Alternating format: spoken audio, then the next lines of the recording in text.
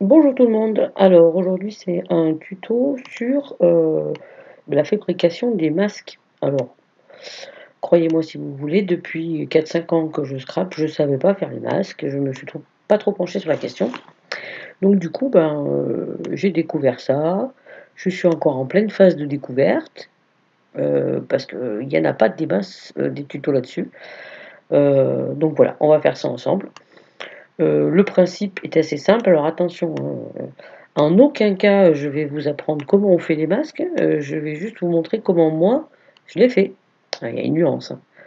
Donc à la base, on prend un papier de fond pour qu'on puisse voir à peu près ce qui va se passer, et moi j'ajoute toujours un calque intermédiaire parce que je vais aller bidouiller, là par là et je veux pas, le faire sur le papier de fond directement. Donc le but c'est de faire un masque pour mettre la jolie photo de mon chat, mon Kono, quand il était bébé. Bon bref, il me perturbe. Donc le principe est simple, on crée quelque chose de noir, de manière à mettre la photo dessus et qu'elle se détache, enfin qu'elle paraisse immergée du fond. Donc on va faire basique, hein, pour commencer, pour qu'on voit comment ça se comporte. Donc je vais faire une forme ronde, voilà, à peu près comme ça, en noir. Voilà. Donc pour vous montrer le principe, hein. Par rapport au tuto que j'avais fait sur les calques et les objets dynamiques, vous voyez que quand on utilise une forme, euh, ici sur les formes que vous propose Photoshop, ce sont des formes vectorielles, hein, contrairement à ce qu'on peut faire avec les ronds et les carrés qui sont pixels. Donc les formes vectorielles, ça crée un tracé. Il est là, vous voyez, tracé.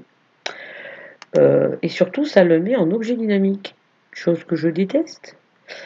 Euh, D'ailleurs, c'est une option que vous pouvez décocher, parce que très souvent on me dit, oui, mais moi j'ai pas choisi que ce soit objet dynamique, j'ai juste glissé la photo.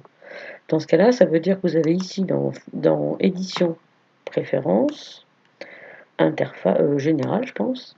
Vous avez ici une chose à cocher qui est importer ou faire glisser les images pixelisées en tant qu'objet dynamique. Faut pas le cocher. Parce que si vous le cochez, à chaque fois que vous allez glisser un document, il va se transformer en objet dynamique. Et comme je vous l'ai montré, ça peut être utile pour le traitement de photos. Pour le scrap, c'est très lourd. Donc, j'ai créé donc cette forme, je vais la pixeliser, clic droit, pixeliser le calque. Voilà. Ce qui fait que je peux la transformer sans être obligé à chaque fois d'enregistrer. J'ai fait mon rond. Oh, le principe, il est bête comme chou. On met le chat sur le rond. Sur la photo du chat, on fait créer un masque de discrétage et bah, la photo va venir être délimitée par la forme. Si je promène mon minou, hop, oh, il est juste d'un œil là. Coucou le minou. Voilà, ça c'est le principe de base de la création d'un masque. Enfin, de la mienne de création de masque. Euh, Bien évidemment, c'est pas très joli. Donc, sur ce principe-là, je vais vous montrer ce qu'on peut faire dans la créativité, la création. Déjà, par rapport à ça, on peut rigoler un peu, hein. Et puis, venir dessiner sur le calque du masque. Et puis, lui faire des oreilles. Raté. Elles sont par là, ses oreilles. Voilà. Voilà. Et une deuxième oreille. On peut lui prolonger sa moustache. Et vous voyez que si je prends la moustache de base, et ben je la retrouve là, hein. Vous voyez, c'est comme si on effaçait le fond, en fait. Voilà, voilà, voilà. Ça, c'est le principe du masque. On va maintenant en faire un peu plus artistique.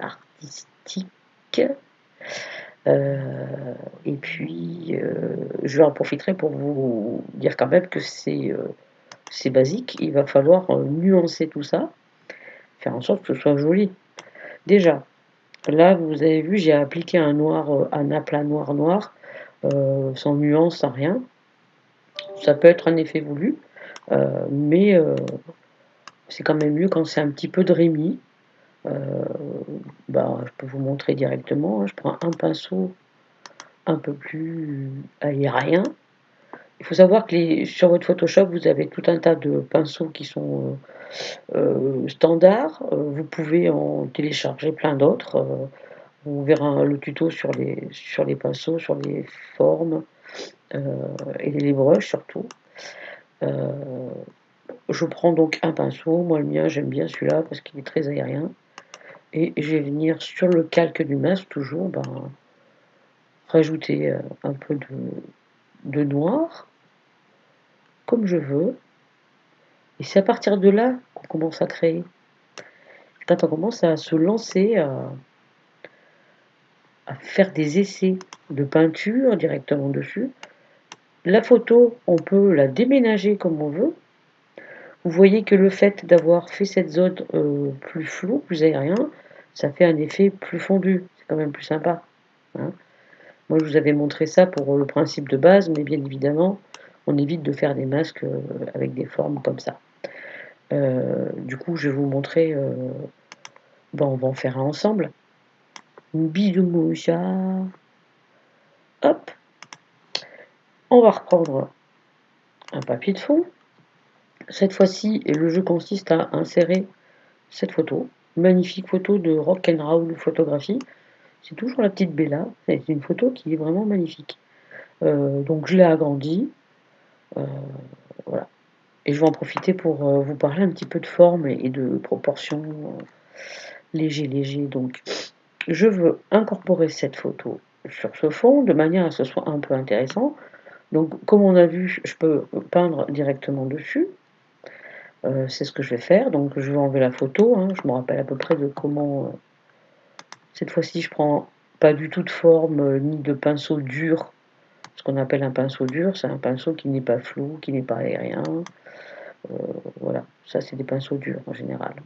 Là, ceux qui sont flous, mais c'est pas tout à fait le flou que je veux. Donc j'en ai trouvé un mieux. Et on y va. Donc n'oubliez pas, je crée toujours un calque entre le fond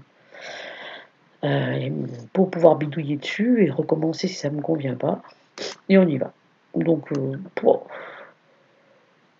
le principe c'est d'avoir une zone assez sombre et puis autour d'avoir une zone plus dégradée en opacité.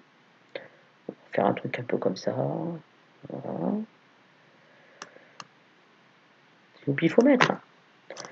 Alors, très souvent, vous allez voir des masques avec des choses qui vont dépasser. On va dire que ça, j'ai mis en place ma forme de base. Et vous allez voir des choses qui vont dépasser artistiquement. Donc on peut le faire. Alors, je vais aller chercher une forme quelconque qui soit jolie. Si mon thème de masque c'est les fleurs, bah, ça sera une forme de fleurs. Ça peut être des arabesques, ça peut être des lignes. C'est un champ énorme de possibilités. Donc, on va le faire ensemble. Je prends ce truc-là et je me dis que ça serait sympa si on pouvait voir quelques fleurs qui dépassent. Bien évidemment, on va je crée un masque d'écrêtage et je le remplis de noir, ce qui fait que ma forme elle est noire, hein. Voilà, j'en ai plus besoin du coup. Donc, je fusionne pour que ma forme soit noire, là voilà. Et puis comme je veux que le truc soit un peu sympa, je vais dupliquer ce calque-là et je vais le positionner ailleurs. Et un truc qui descend peut-être un peu comme ça peut être sympa. Voilà. Voilà, c'est simplissime. Donc là, j'ai plus ou moins mis en scène mon masque. Je dis plus ou moins parce qu'il va y avoir certainement des ajustements à faire par rapport à cette photo, hein, mais voilà, on va dire que c'est le début. Alors, je vais déjà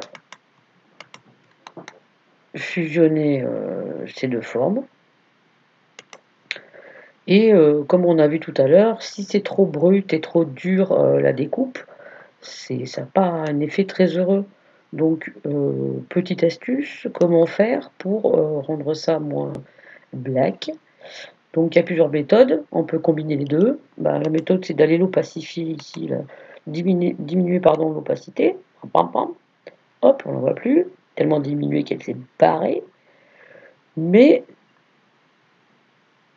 mettons en 50%, c'est déjà moins dur comme forme, mais quand même, ça manque de nuances. Ça va vous faire quelque chose d'un peu dreamy, puis tout d'un coup, paf. Donc ce qu'on peut faire pour pallier à ça, on peut prendre la gomme avec le même pinceau qu'on a choisi pour peindre et dessiner, et on peut venir se dire qu'on va aller un petit peu effacer la jonction des deux formes, de manière à ce que ça soit pas trop dur comme... Oh, c'est de la bidouille, hein. Mais bon, on peut y rectifier comme on veut. Du coup, je vais peut-être rendre un peu plus foncé le centre de ma composition. Voilà. Peut-être descendre un peu par là, et monter un peu par là. Voilà. Et recouvrir un peu tout ça. Voilà. Et c'est le moment de vérité. Donc je fusionne tous les éléments de mon masque. Et là, j'ai mon papier de fond, le masque, la photo. Donc la photo, elle est là.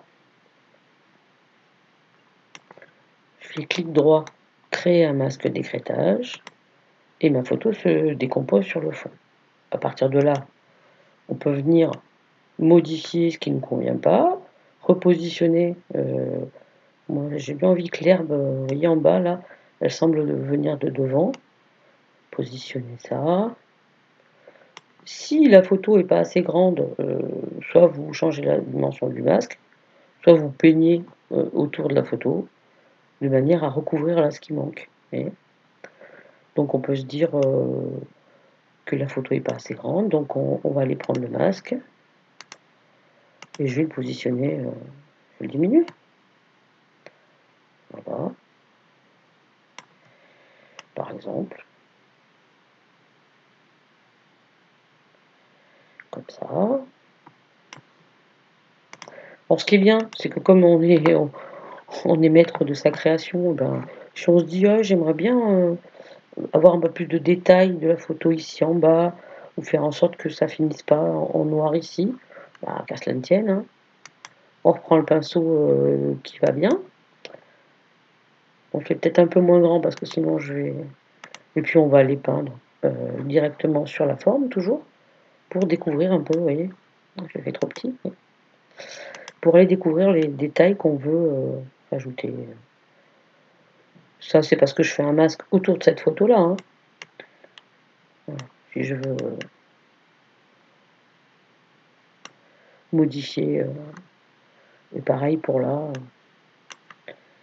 excusez-moi, il vaut mieux que je la laisse en 900, en grande.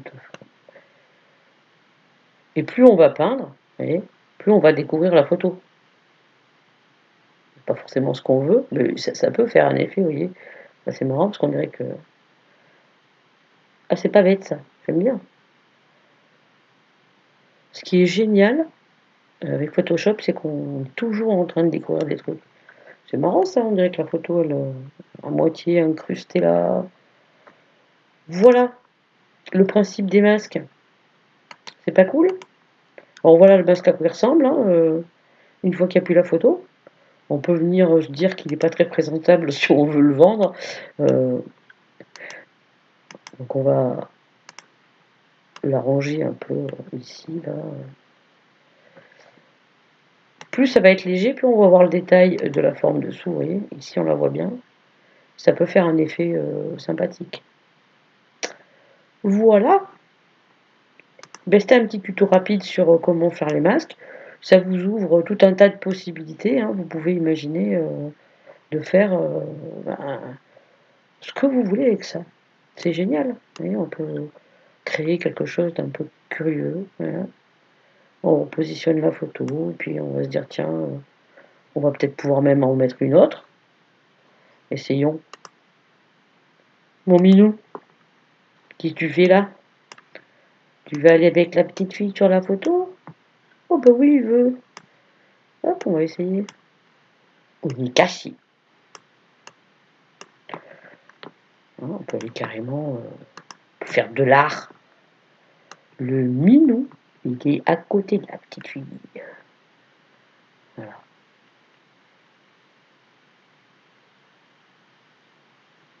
C'est pas génial ça? Voilà.